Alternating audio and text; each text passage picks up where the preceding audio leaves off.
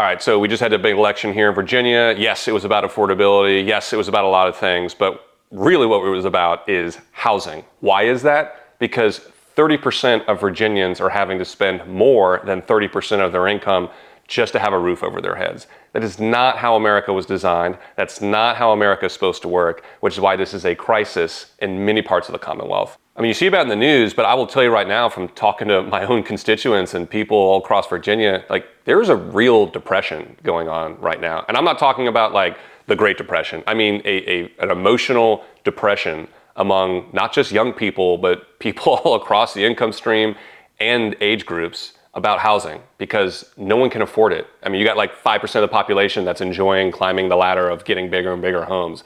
The rest of us are not in that camp. People who own homes right now can't upgrade to a larger home even though they have 2, 3, 4 more kids because it's too expensive. People are stuck in starter homes. There's an entire cohort of young people right now that very justifiably have calculated they will never own a home.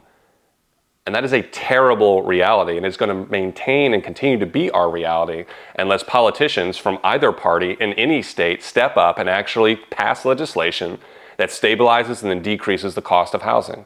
And yes, we need affordable housing. We also need housing for middle income folks. We need housing across the spectrum. We need to build more housing. It is a supply problem. So let me tell you how here in Virginia, we're tackling that. I can also tell you as a commercial real estate attorney who works in this industry that Virginia is already 300,000 housing units behind of where she should be.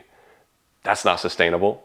What this is yes, an affordability issue, but how do we get to that? Supply. Housing supply. We need to build, build, build. All right, so you're asking, Josh, why is building more housing important? I'll tell you why. Because the more that you build, the more you can stabilize and potentially decrease the cost of housing because there's more options for people. Places in the United States and globally that have built housing do not have the housing affordability crisis we have here in Virginia and lots of other places in America. I'll give you an example here in the United States, Texas.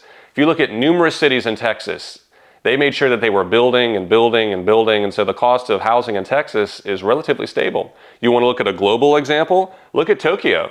Yes, I know there are expensive parts of Tokyo, but they have rarely had a housing shortage because they're allowed to build, build, build. This is a supply issue. If you want your rent to be lower, if you want your house to be more affordable, if you want to be able to buy that first house, as I know so many of us want to do, we need to drastically increase the amount of housing we are building here in Virginia.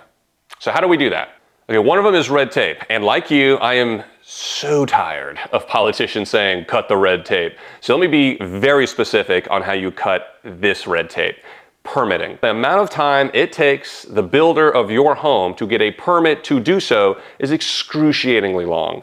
Now, in America, the government doesn't build your housing. Companies do, individual builders do. They got to make a buck. And so they're going to recoup those costs when the permitting takes forever. They got to recoup those costs at the end by making the product more expensive. That product being your home, your apartment complex via your rent. Your rent and the cost of your home are artificially high because localities are taking so long to approve or disapprove housing. So what does this bill that I'm putting forward actually do? It has a carrot and stick method to have your locality continue to make their own decisions, but they have to do it in 12 months or less. What does that do? That gives developers and the people that build your homes a known time frame to work with. They can plan on that, and most importantly of all, keep costs down. So by shortening the permitting time from 18 months, 24 months, whatever it is right now, down to 12 months, what we do is we make sure that the cost of that product has now become cheaper. So now that building is less expensive, which means when it's completed, it's sold to a landlord and that's less expensive. And now it means that the rents that you pay are less expensive and you can afford to live in your apartment for years to come. All right, let's move on to housing finance. Woo, that sounds boring, but let me tell you how it directly impacts your life. Look, right now, wherever you live, I promise you there is some builder who wants to build housing in your area. Their obstacle is a lot of things, but one of them is local government, not because local government's dragging their feet or anything like that, but because you have elected your local government to hold the line on what you want and don't want in your community, as they should. Something that holds all the parties back is making sure that the deal makes sense from a math perspective. You want affordable housing, your locality wants it to look a certain way and go in a certain place, which is totally fine, and the developer needs to make money on that project. All of that makes sense. But sometimes those parties cannot get that number to just work out by a really small margin. And that kills me when your locality, my locality loses out on 10, 20, 30, 1,000 units because we couldn't get the last 1 or 2% of that deal done. So what my legislation will do is it will allow localities to themselves enter into the market, whether it's in a private credit situation like a lender, or whether it's as an investor, to enter into that project with the developer to just get that 1 or 2% of the deal done so you can bring that 10, 20, 30,000 unit project into your locality to stabilize and decrease the cost of rent and the cost of new housing. So I know the two things I just said are not the sexiest bill ideas, but I can tell you right now they are directly related to making sure that our housing supply actually grows so we can stabilize the cost of housing and eventually bring it down so that every family can come to Virginia and have a real shot at the American dream.